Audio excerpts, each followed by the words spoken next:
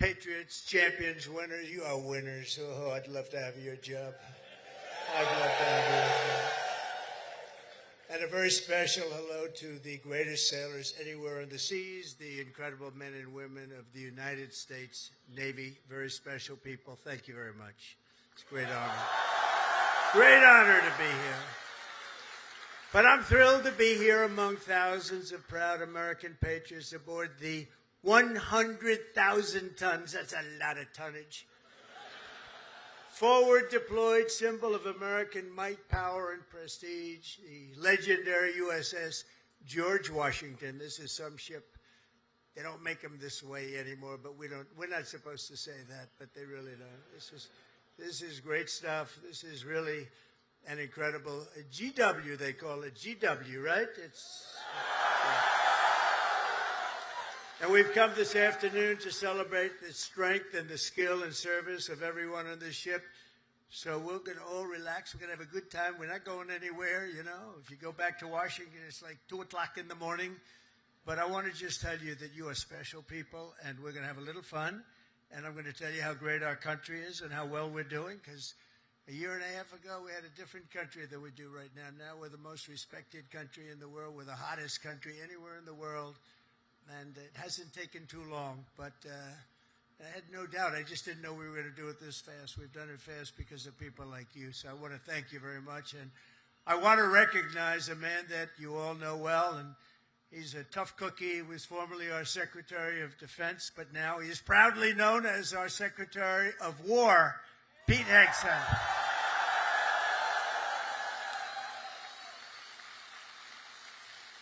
And, you know, I don't say this. He gave up a hell of a job. They were going to pay him millions of dollars. They didn't want him to leave. That crazy fox, they didn't want him to leave. But he wanted, you know, every time I'd go on that show, all he wanted to talk about is the military. And I said, you know, if I ever do this, I'm going to bring this guy along with me. He knew more about it than anybody. He didn't want to be doing the other stuff. And he had a chance. He could have made so much money he wouldn't have known. He didn't want that. This is what you wanted, Pete. He's so happy now. Those drug ships aren't coming in anymore. We can't find a ship. There's no ships coming in with drugs, you know. It's like he's been incredible. So thank you very much, Pete. You gave up a lot. We appreciate it. Thank you. And unlike past administrations, we will not be politically correct. You don't mind that, do you? When it comes to defending the United States, we're no longer politically correct. We're going to defend our country any way we have to, and that's usually not the politically correct way. From now on, if we're in a war, we're going to win the war. We're going to win it like nobody ever before. You know, we'd go in, we'd blast the hell out of countries. Shouldn't have gone in. By the way, if you don't go in, that's even better. We don't have to go in, peace through strength. But, you know, we'd go in, we'd win, and then we'd leave. They used to say, to the victor belong the spoils. Well, we'd be the victor, then we'd leave, because we had people that didn't know what the hell they were doing. But we're also very honored to be joined by hundreds of our incredible Japanese partners, and they are incredible. Thank you very much. Thank you.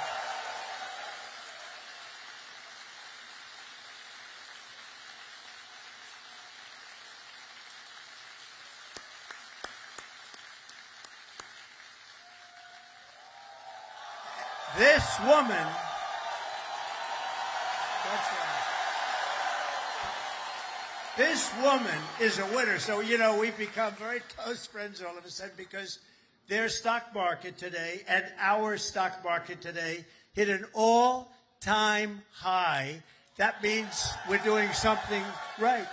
But the cherished alliance between the United States and Japan is one of the most remarkable relationships in the entire world. Really, there's never been anything like it. Born out of the ashes of a terrible war, our bond has grown over 8 decades into the beautiful friendship that we have. It's a foundation of peace and security in the Pacific.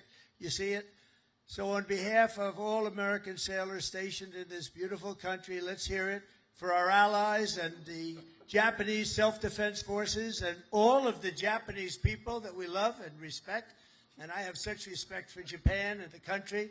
And now I have a really great respect for the new and incredible Prime Minister. And I have to say this, the first female Prime Minister in the history of Japan.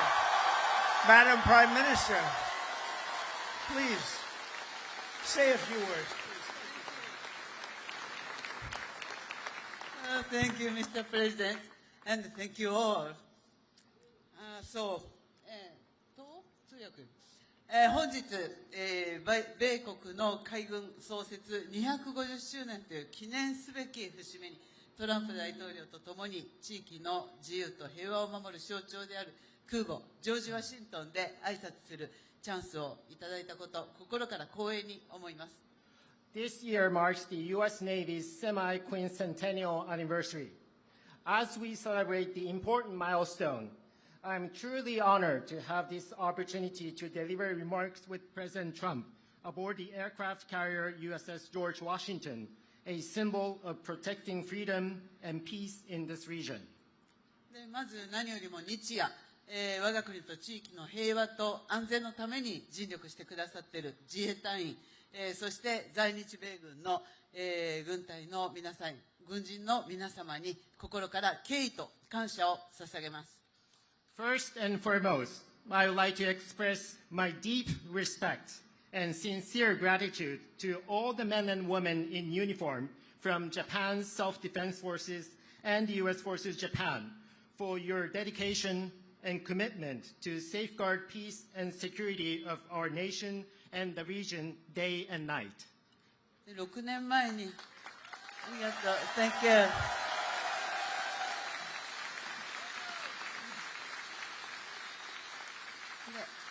6年前、この横須賀の地で、トランプ大統領と、亡くなった安倍晋三、総理が、日米が共に手を取り合って、この地域の平和と安全を確保していくという決意を示しました。6 years ago, at this same place here in Yokosuka City, the late Prime Minister Shinzo Abe and President Trump stood side by side and demonstrated their resolve that Japan and the United States would join hands to ensure peace and security in this region.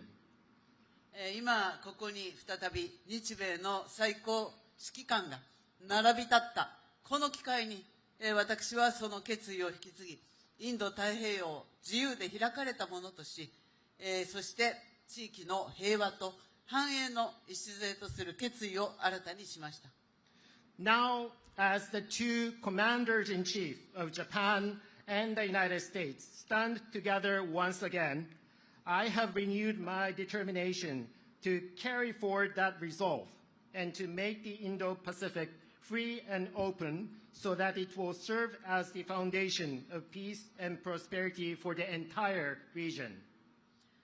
今、我々はかつてないほど厳しい安全保障環境に直面しています。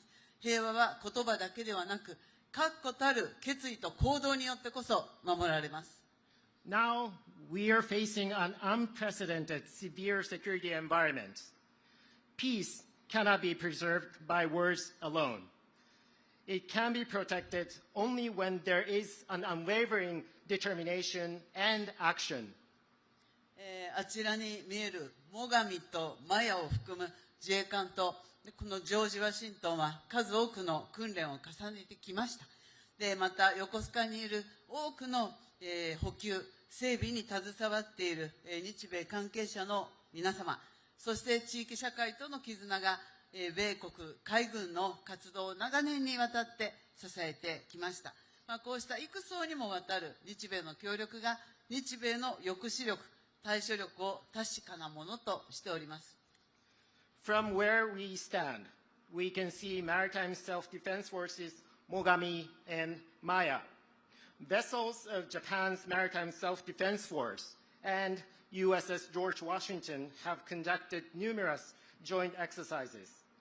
Just as importantly, there are so many Japanese and American personnel working for logistics and maintenance here in Yokosuka. And there's also a strong sense of bond with the local community here. Those are what have been supporting the activities of U.S. Navy over the years. There's no doubt that such multi-layered Japan-U.S. cooperation is what makes it possible for us to ensure the credibility of our two nations' deterrence and response capabilities. 私は決意しています。今後、日本の防衛力を抜本的に強化して、この地域の平和と安定により一層積極的に貢献していきます。So let me reiterate my unwavering determination here. Japan is committed to fundamentally reinforce its defense capabilities, and Japan is ready to contribute even more proactively to peace and stability of the region. そのことにより、トランプ大統領とともに世界で最も偉大な同盟になった日米同盟をさらなる高みに引き上げてまいります。Through these efforts, together with President Trump, I am determined to elevate the Japan-U.S. alliance, which has already become the greatest alliance in the world, to even greater heights. 日米は共に帆を掲げ、自由で開かれた海を進みます。この横須賀から紡がれる航路は、日米の絆を輝く未来へと導くことを確信しています。Japan and the United States will advance together with our sails raised high across a free and open sea.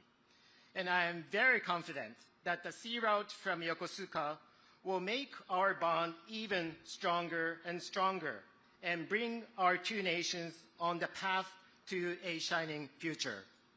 Thank you.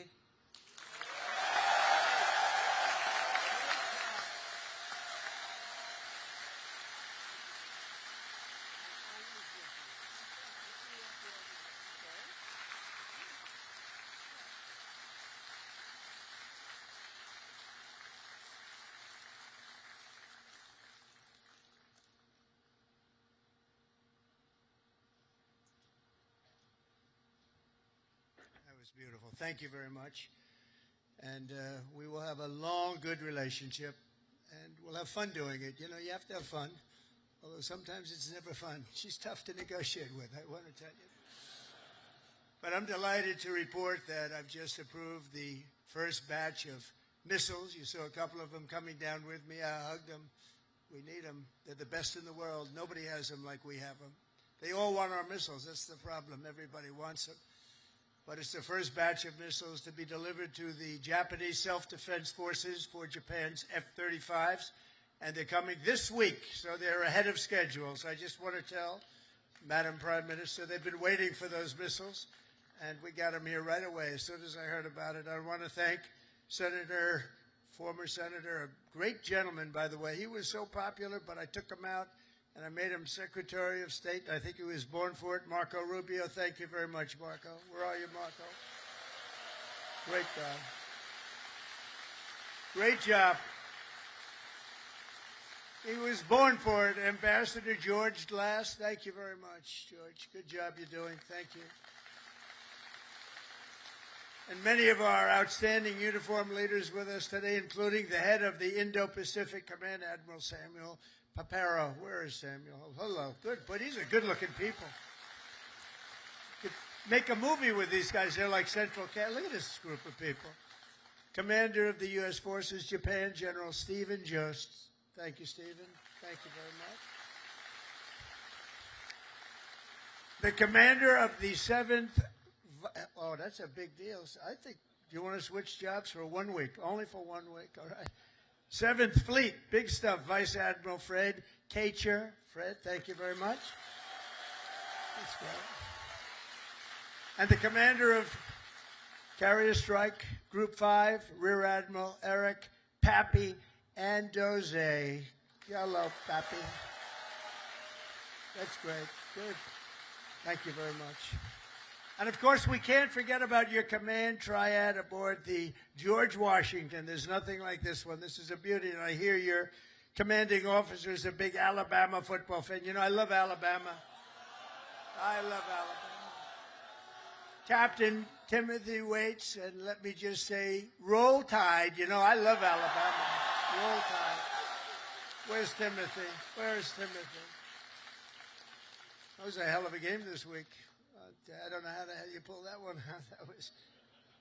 If you didn't win, I wouldn't have mentioned it. I would have just introduced you. I wouldn't have. But you came back from oblivion. Isn't it nice coming back? You know, coming back is good. Thanks as well to your XO, Captain Patrick Blind. Patrick, where is he, Patrick? Patrick, thank you. Highly respected person. All of these people are the best. Look at them. I mean, you look at them. They could have any job they wanted. They could walk down to Wall Street, make a fortune. They wouldn't do that. They like what they're doing, and nobody does it better, as well as really one of the most important people on the ship. Have you ever heard of Command Master Chief Tony Roberts? Have you ever heard of him?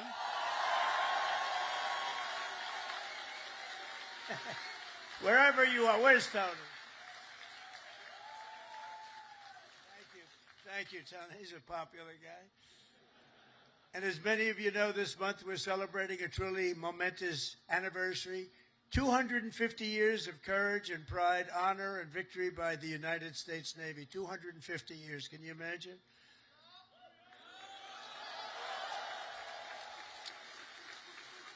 And 3 weeks ago, Melania and I flew to Naval Station Norfolk. I think many of you probably know that, and witnessed an unforgettable display of pure American dominance at sea. It was incredible to watch. They gave us some. Then I said, slow it down, costs a lot of money. Let's save it. You know, let's relax a little bit.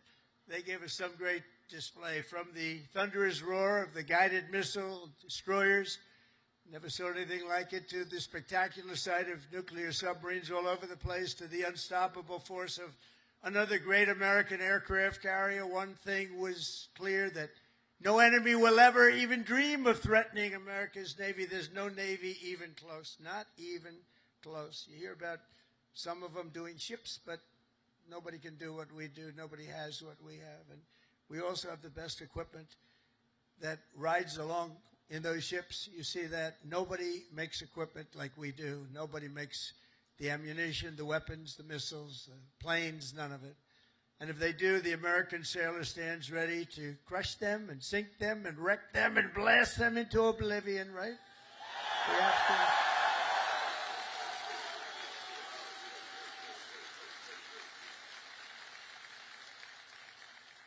And that's a terrible statement for me to make. That's the end of it, because everybody said that I should immediately get the Nobel Peace Award. With that statement, that takes me out of the running, but that's the way. That's the way it is. The United States is blessed with the strongest and most powerful military in the history of the world. There's no military like our military, not even close. Nobody has our weapons, and it'll be stronger and more powerful than ever before very soon. You know, we just approved the biggest budget in the history, over $1 trillion. Over $1 trillion. We have the best ships, the best airplanes, the best submarines, the best technology. But above all, we have America's military. It's the best people. It's all about the people, ultimately. You have to work all of that fancy stuff that we make better than anybody else. The fact is, we do make the best weapons, but if you don't have the right people to operate those weapons, they don't mean much. Despite that, as Commander-in-Chief, I never forget that our ultimate strength does not come from equipment. It comes from the men and women of the rank and file. That's true. It comes from you people, incredible people, good-looking people, too many good-looking people. I don't like good-looking people. I never liked good-looking people, I'll be honest with you. I've never admitted that before. But see, I'm allowed to. You know, we won in the Supreme Court a thing based on merit. You know about that, right? Merit. Everything now in our country is based on merit, and that's why I look at you and I see nothing but merit. It's great to have a country back where we can go by merit now. We don't go by anything else except for talent and work and hard work, and it's such a big win. That was such one of the most important wins, and the will, patriotism, and spirit in your hearts is our single greatest weapon. The strength that you have is unbelievable. That's why, as we make a record investment in our military, we've never spent so much, and we've never spent it more wisely, because now we watch it. We spend it properly. I'm also supporting an across-the-board pay raise for every sailor and service member in the United States Armed Forces.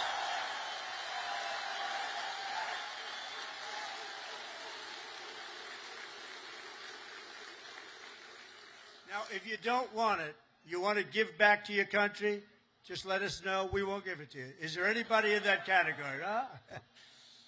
But now, all we really have to do is get the Democrats to approve it. But they'll come along. They always do, you know, they always do. And because I heard that the sailors on the George Washington took a hit to your family separation pay, you know what I'm talking about, right? You took a little hit to be here, right? By returning to the port, you returned early for this event.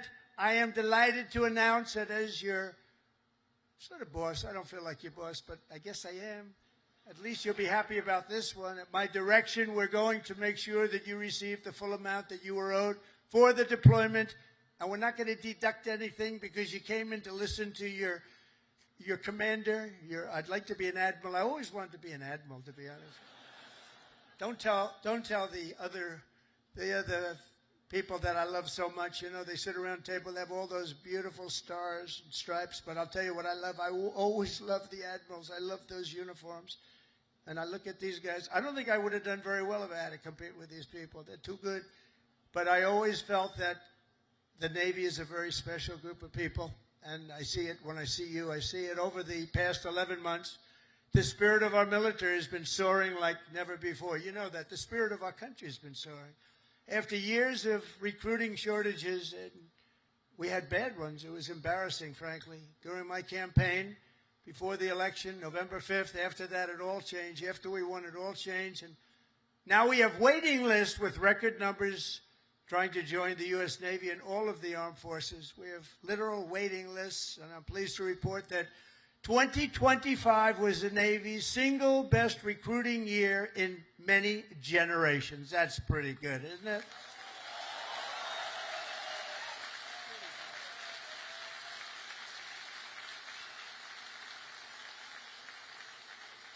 But, you know, think of it. It seems like I've been up here so long, and it seems like I've been doing this for a long time and a half. We had a great first term, but nothing like what's happening now. We had the greatest economy in the history of our country. I rebuilt the military in the first term, and then they gave a lot of it away to Afghanistan. But it was really just a tiny speck, but it was the concept of what it was. But we rebuilt the military, and we did so many things in the first term, but we're blowing it away right now. But think of it, just 1 year ago, I was in the middle of a campaign. Can you believe that? It doesn't feel that way. I said, you know, you're right. It's not November 5th yet. We have another week or so to go. I was campaigning 1 year ago. And look at all the things that we've done since this unbelievable day, November 5th. That's when it all changed. When we won on November 5th, it all changed, and we went from a country that wasn't respected and a lot of people that had no spirit. That includes joining the police, the fire departments. They didn't want to join. After that, they started joining, and it seems like 10 years ago, not less than a year. Think of it, less than a year ago, I was campaigning.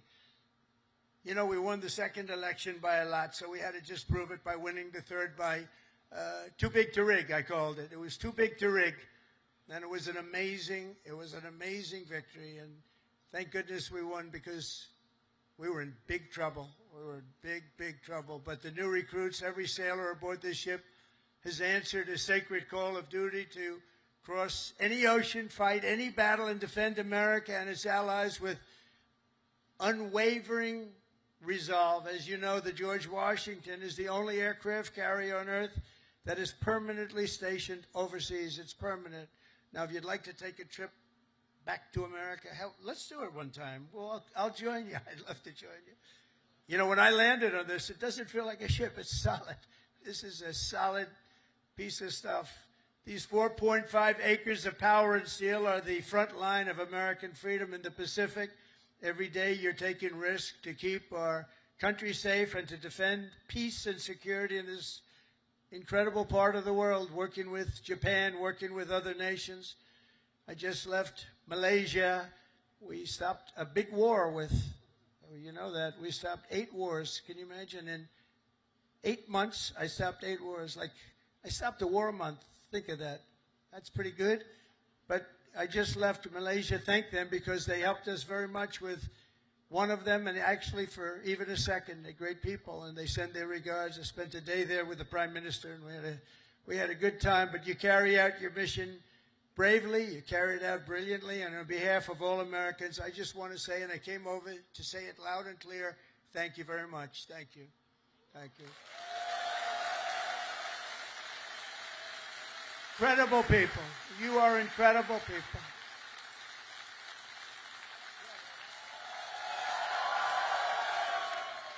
They actually have the best location, because if they're really good looking, they end up in Hollywood. You know, you're not going to, you have a great look, but you're not going to end in Hollywood. They can just see the back of your head, all the media. Look at all the fake news back there. But 2 years ago, Naval Air Crewman, 3rd Class James McCall was just a few months into his first fleet tour with the Golden Falcons helicopter squadron when he and his crew were called on a search and rescue mission to find 3 missing Navy divers. Incredible, brave guys, the divers. But they were stranded at sea and right off the Japanese coast. They were exhausted and assuming they were going to die. They assumed they were going to die. But with unbelievable focus and skill, crewman McCall was able to find and help rescue all 3 divers in the water below, saving his fellow sailors. And James is with us today as a shipmate on this carrier. Crewman McCall, thank you very much for your incredible bravery, and we salute you. Where is James? Where are you, James? Whoa. Come up, James. Get up here, James. Come up here. Look at this guy. He's a good-looking guy. Get out of here, James. I don't want you up here. No, come here, James. Nice to meet you. You want to say something? Come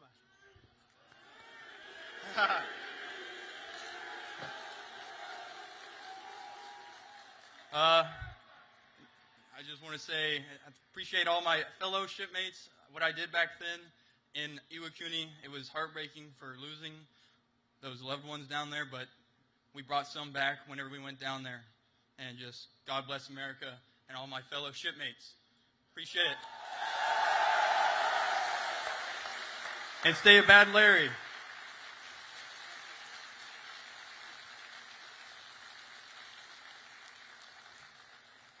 I was wondering, maybe he almost stayed up. He could have been up here for a while. You did that very well. He's going to be running for office next week. You watch. Great job, James. A lot of bravery, too. But as James' story reminds us, the Navy is a family and a team, and each of you has a vital role to play. Gathered here this afternoon are some of those whose toil and sweat gets our magnificent planes in the air and brings them safely back home. And we have the shooters and the gear dogs and the paddles and the white shirts and, of course, the blue shirts, the yellow shirts, the red shirts on the flight deck. And all over the hangar bay, I want to thank you all. You're incredible people. I saw some of you we're rushing to get down here, and they want to take pictures up there, you know. They're very aggressive people. Sir, can I have a picture? They're supposed to be standing at attention. Sir, can I have a picture, sir? Yeah. You know what I'm talking about, right? Very aggressive. But I think they're great. We also have a real genius and these people are incredible, who maintain the largest and most complex machine ever built, are amazing mechanics and engineers on the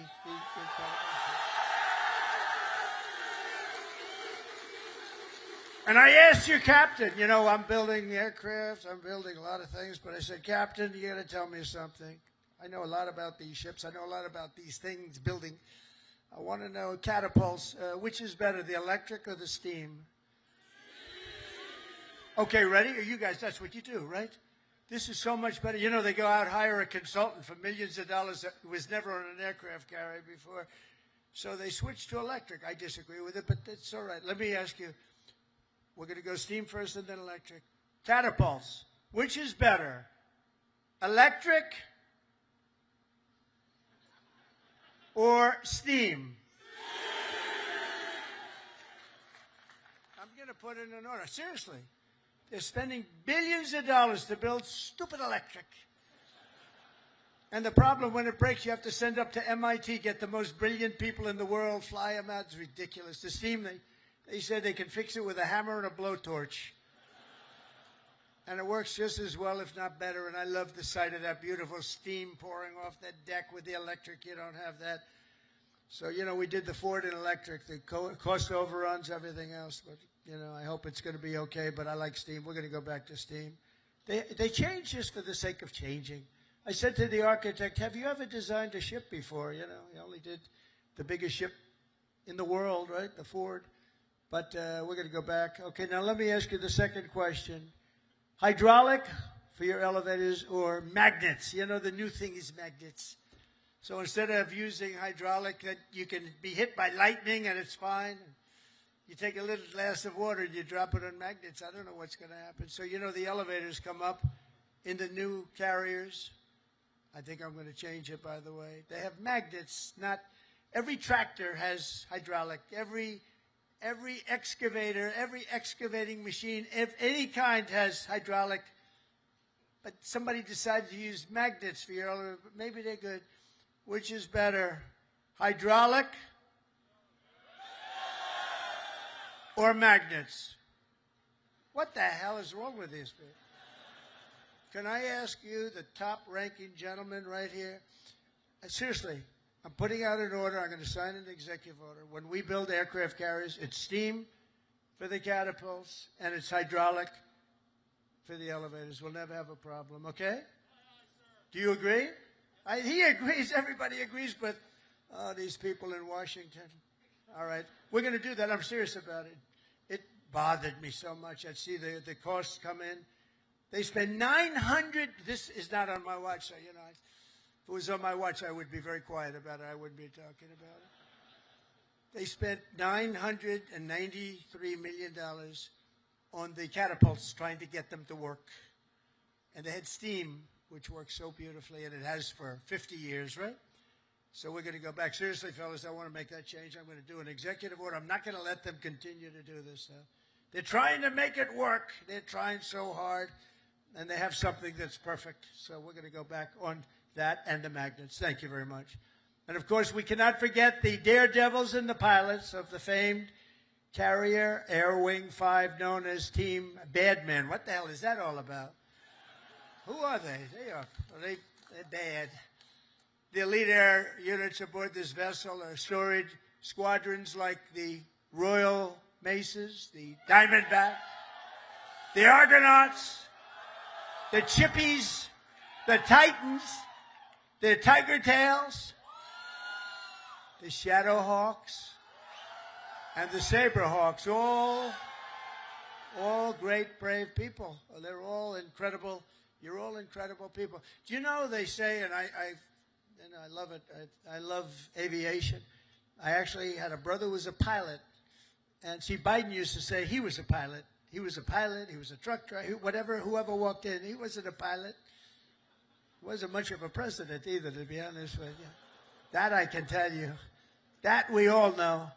But they say the hardest thing to do is landing a plane on an aircraft carrier. You ever hear that? And great pilots can do everything. They're great pilots, but they can't do that. It's a very special talent. So the people that do that are in this room, you're a very small group of people.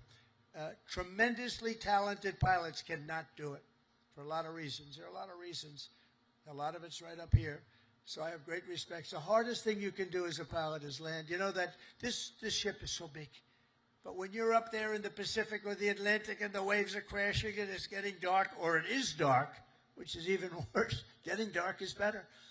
But when you're up there, they say it looks like a little needle in the ocean. It's just a little thing, and you're landing on top. So I have great respect when I see them land. You know, 3 weeks ago they were landing and doing it beautifully. They had they're very, very talented people, and nobody embodies skill and nerve and swagger and the attitude like a U.S. naval aviator. So I have great respect for you all. Thank you very much. It's one of the reasons I'm here. That's why I'm here, not someone else. I didn't need this. I didn't need the whole damn job. I could have had I had such a beautiful life. But you know what? We're making America greater than ever before, and that's why I'm doing it. And we are doing numbers that nobody's ever seen, nobody ever even thought possible before. Think of it. A year ago, we were a dead country. We were like a dead country, and now we have the hottest country anywhere in the world. There's nobody even close. It's pretty amazing, I'll tell you. None of it would be possible. All of these things that we're doing, all of the respect that we have, it's really because of people like yourself and the armed forces generally. It's amazing the job that you all do. None of it would have been possible. And all of those important missions in the Navy, the devoted members of the Food Service Division serving up to 14,000 meals every single day. How's the food? Good? They say it's good. Is it good? I hope it's good. It's probably my kind of food. I like that kind of food. But they don't get the credit they deserve. I want to just thank them very much and congratulate 14,000 meals. Let's also hear it for all the sailors holding the American flag high at Seafay, as well as the crews from the ferocious Desron 15. Desron 15.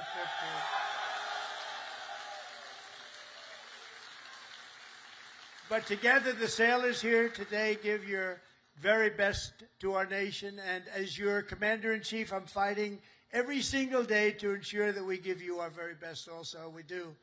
We do. We're giving you everything. We're giving you more than anybody's ever given. We're bringing it up to a standard that nobody's ever seen before. We're starting to make ships. Also part of our deal with the trade is we're starting to make ships. We used to be number one at making ships, and then we lost our way.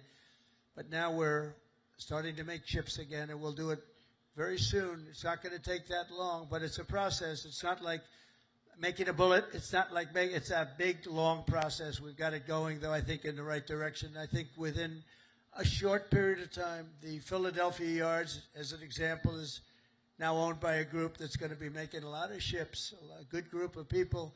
And we're going to be working also with Japan on making ships. We're going to make a lot of ships again. We used to think of it, we were number one. And then over the years, they just lost their way. They started making other things. They stopped making ships. So we're going to be making ships again.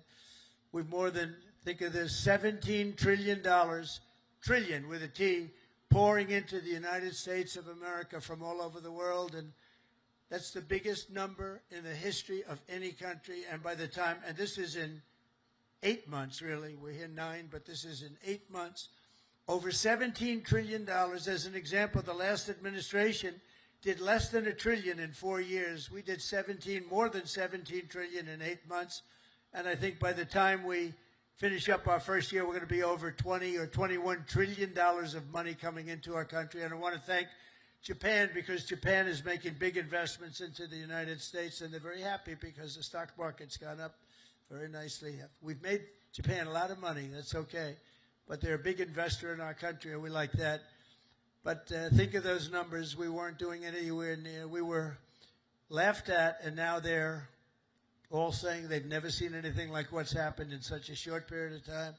And I was just told by the Prime Minister that Toyota is going to be putting auto plants all over the United States to the tune of over $10 billion. So that's Toyota. So go out and buy a Toyota. And that's a lot to do with, because right now we have all the AI plants. We have so many things happening in the United States. And it's because of November 5th, Election Day. But it's also because of tariffs. The tariffs have been so good.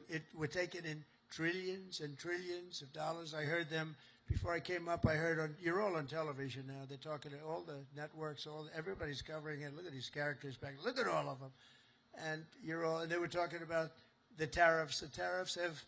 Nobody understood tariffs like I understood tariffs, and the tariffs are having people go into our country and spend tremendous numbers like we've never seen, and that brings jobs with it. It brings jobs. It brings importance. It brings everything. It brings a strong military.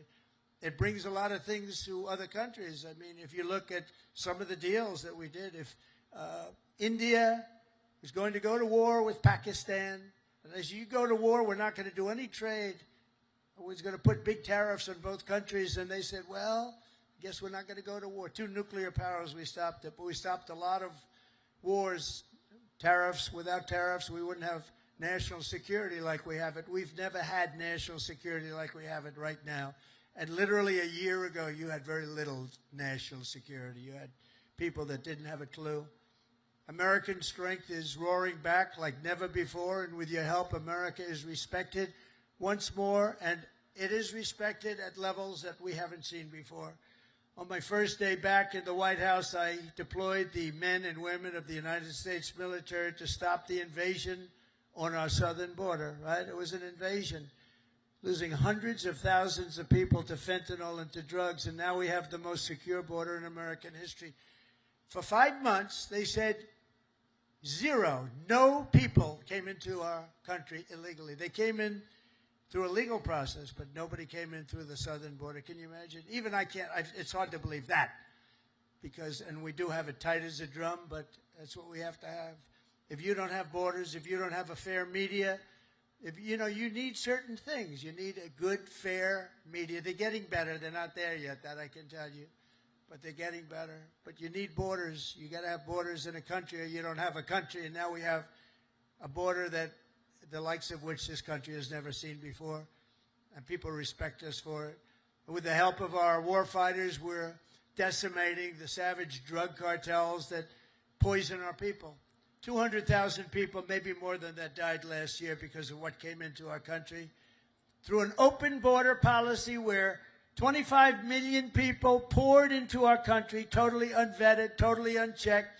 They came from prisons. They came from mental institutions and insane asylums. They were drug dealers. They were bad people. 11,388 were murderers, half of which committed more than one murder. They let them into our country. We're getting them the hell out. We're getting them out. We're getting them out fast. Is that okay with you? Yes, right? I have no doubt. Got to get them out. Just an unforced era. And we're also straightening out our cities. Washington, D.C., our beautiful capital, was a killing mess. People getting killed all the time. It was very high crime. And we sent in our National Guard, again, great people. And I don't say they were totally politically correct. That's okay. And now it's a very safe. Now it's considered a very safe. It took 12 days. We got 1,700 people, career criminals, many of which came in through Biden's open border, and they infiltrated our nation's capital. And we had a very unsafe capital, but for years before that it was very unsafe. Now it's as safe as there is anywhere in the country. You can have your daughter, your girlfriend, your wife, your boyfriend walk right in through the middle. Nobody's going to touch them. The crime is down to almost nothing. It's a whole different ballgame. It took literally 12 days, but let's give us a month to do it really. We had it drum tight, and it's a beautiful thing. And our people in the service, and people don't care. If we send in our military, if we send in our National Guard, if we send in Space Command, they don't care who the hell it is. They just want to be safe. And we have safe cities now. We're starting in Memphis, and Memphis was a disaster. It's been there. They've been there for 2 weeks, and it's a whole different series. Crime is less than half, and within a month it'll be gone. Getting rid of all the bad ones. And we're going to go into Chicago. We're going to go into our cities. We're going to clean them out. We're going to straighten them out. And we're going to have safe cities, because you want to protect safe cities. We're going to have beautiful, safe cities, and it's happening very quickly and very easily, actually. It's easy for us. It's hard for them. And we have to have a little more help. It doesn't matter, really. We can do as we want to do, but it would be nice to have more help from some of the Democrat governors that don't mind. In Chicago, 2 weeks ago, 4 people murdered, 11 people shot. This weekend, it was like terrible, much worse than that. And then we have a governor that stands up and says, oh, it's wonderful. It's not wonderful. And what we're doing is we're going to make it totally safe. It'll be very safe very soon. And we're doing that with all of our cities that are troubled. We have cities that are troubled. We can't have cities that are troubled. And we're sending in our National Guard. And if we need more than the National Guard, we'll send more than the National Guard, because we're going to have safe cities. We're not going to have people killed in our cities. And whether people like that or not, that's what we're doing. And you've been watching what our missiles do to boats and ships and submarines. How about the submarine? They said, no, that was just fishing. The radical left Democrats said, Well, it was a submarine, but they were just fishing. Submarines don't go fishing, do they? You know more about submarines than I do. You have a beauty parked outside, actually. This is a submarine, and you know what it was designed for? Transporting drugs, and it got hit. But each one of those vessels that we hit kill, on average, 25,000 people, American people, every single year. They kill, each one of them killed 25,000 people. So we have to stop it, and we have stopped it. And I want to thank Pete for having the courage to do it. And believe me, people are very honored that you do it. 25,000 people for each boat. For many years, the drug cartels have waged war in America, and at long last, we're finally waging war on the cartels. We're waging war like they'd never seen before. And we're going to win that battle. We're winning it already. The sea, I mean, the only problem is nobody wants to go into the sea anymore. Even the fishing boats, they say, let's take a pass. But they don't want that. But we're knocking them out one by one. And very importantly, we've almost stopped completely the drugs coming in by sea. And now we'll stop the drugs coming in by land. That's going to be very easy. More importantly, we're ending wars. We're ending wars all over this planet. And as you know, and I said before, I ended 8 wars in 8 months, the most of any president in history. No president that we know has ever ended any war. A lot of them go into wars. But this includes Kosovo and Serbia, the Congo and Rwanda, Pakistan and India, Israel and Iran. You saw that. How about those B-2 bombers? They went in there. They took out that nuclear capability. They would have had, Iran would have had a nuclear weapon within 2 months. Not anymore.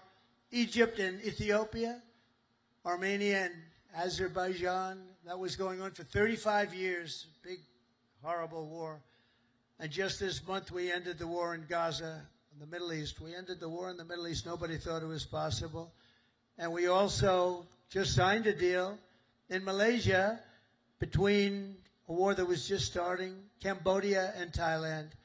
So we saved millions and millions of lives, and I did it mostly verbally. We didn't have to get you involved. When we don't get you involved, that's a good thing. We don't want you to get involved. If I can avoid you getting involved, if I have an ability to do things that maybe other people don't, or we see things, but we stopped a lot of those wars based on trade and tariffs and penalties, and you know they're getting all ready to fight, and then we tell them, no more trading with the United States. We're putting tariffs on your nation, et cetera, et cetera. It's called national security for us, but it's really national security for the whole world. And everywhere we go, America is actually making peace, and it's peace through strength. When they look at this, when they look at you people, they say, we're not going to mess around with them. So it's very important. After years of crippling inflation, back home we had the worst inflation in the history of our country. Energy costs are down. You know, energy costs are way down. Gasoline prices are way down. Grocery prices are way down. We have a little problem with beef. We're going to get that down very quickly, but the prices are way down. Mortgage rates are down despite having an incompetent head of the Fed. I call him too late. He's always too late. He's too late in lowering interest rates. I call him Jerome Too Late Powell. But despite having a totally grossly incompetent guy, we have we blow through it, because we're doing so well. Inflation has been defeated, and workers' wages are rising at the fastest pace in 60 years, and that includes your wages. They're rising in the fastest pace. The workers, I'm not talking about the rich people. Rich people, everyone's doing well. Everyone in our country is now doing well. My first term, we built the greatest economy in the history of the world. We had an economy like nobody has seen before. Now we're doing it again, but this time, actually, it's going to be much bigger, much stronger. I told you $17 trillion, but it's going to be $21 trillion. And that's numbers that have never been heard of before. Much bigger than any other country in the world by literally $16 trillion. It's amazing. The sailors in this ship sacrifice so much for our country, and the president, and I will tell you, the president standing right up here loves you. I respect you, and I love you. And I'm giving everything I have to make sure that when you get home, you find an America that is safe and proud and sovereign and free. One service member who reminds us that we're working for you and for everybody and for our country is Chief Warrant Officer Will Hightower, who serves on the George Washington in the all-important deck department. Do you know what the deck department is? I have no idea. But they do. In April 2024, Will sailed away from Norfolk, leaving behind his wonderful wife, Megan, their precious 6-year-old daughter, and their 1-year-old son. In the past 12 months, he has only been home for 3 weeks total, 3 weeks. An enormous sacrifice, very tough on the family, but an experience everyone on the ship really knows very well. In February, Will's tour will come to an end, and he will finally be going home just in time for his daughter's birthday. So, Will, I want to thank you together with all of those people that go through the same thing. I want to really thank, where is Will? Is Will around here? Where is Will? Wow, look at him. These are good-looking people here. That's great, Will. How does it feel? Good? That's great. Feels amazing. That's fantastic. That's fantastic. See, in the old days, I'd say, does your wife still love you? But I don't do that anymore, you know? Does your wife still love you? Yes. Do you still love your wife? Every day. That's good. Okay, that's good. So that's good. Great. Beautiful. Say hello to your daughter, right? And your wife. And just in conclusion, every sailor here today inherits a legacy of valor and grit and glory unmatched in the long history of mankind's voyage on the seas. It's a voyage like nobody's ever had like you have. For 2.5 centuries, America's Navy has preserved the vision of our first commander-in-chief, who gave this ship its storied name, its righteous soul, and its timeless motto, first in war, first in peace. Very famous phrase, George Washington. After 250 years, that is exactly what our country is today. It's first in war, first in peace, first in wealth, first in power, first in science, first in spirit, and first in freedom. And we went through 4 bad years, but now America will always be first again. If you have the right person up here, if you have somebody that understands a lot of different subjects, we're going to be bigger, better, stronger, and more important, really, frankly, to the world. Japan respects us. If you see what's going on all over the world, they're respecting us again. They respect us like never before. The treatment they gave me all over as I go around to different countries is great, but it's really a respect for me, but it's a bigger respect for our country. They respect our country again. They didn't respect our country just a few years ago. From Boston Harbor to Hampton Roads, and from Caribbean Sea to the Red Sea, from the Atlantic to the Pacific, and from the Persian Gulf to what is now known as the Gulf of America. Isn't it nice? They say it now routinely. I heard the news today. The Gulf of America, weather is wonderful. They don't say it with a smile. It's called the Gulf of America. How did that happen, right? And it took me, you know, for many years I said, why is it called the Gulf of Mexico when we seem to have the shore? Well, we do. We have 92% of the shoreline. So I said, you know, when we make it back, not if, when, too big to rig. We made it too big to rig. I said, get out and vote. Too big to rig. Make it that way. I said, I'm going to change it. And one of the first things I did is I changed it. Nobody could even fight it. They tried. We got sued all over the place. We won every suit.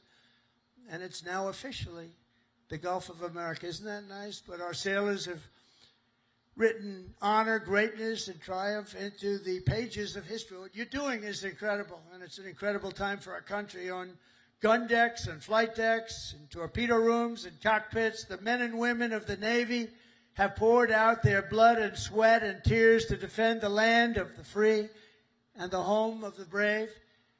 They've crossed icy channels, leapt from burning wreckage, stormed into frigid waters, soared into deadly skies, and laid down their lives to ensure the survival of liberty. Now, all of us here today carry on that noble mission, and no matter what challenge comes our way, no matter what danger we face, we hoist our great American flag very, very high. We race into the waves, and we rally to that immortal battle cry of the American sailor, damn the torpedoes, full speed ahead, right? Together with our incredible Japanese allies and all of our allies all over the world, we stand strong, we stand proud, we will stand taller than we've ever stood before, and we will be freer and braver and more brilliant than ever before. and we will fight, fight, fight, and we will win, win, win. And I want to thank everybody at the USS George Washington and the U.S. Forces Japan. God bless our military. God bless Japan. God bless the United States of America. And God bless our Navy. Thank you, everybody. Thank you. Thank you very much.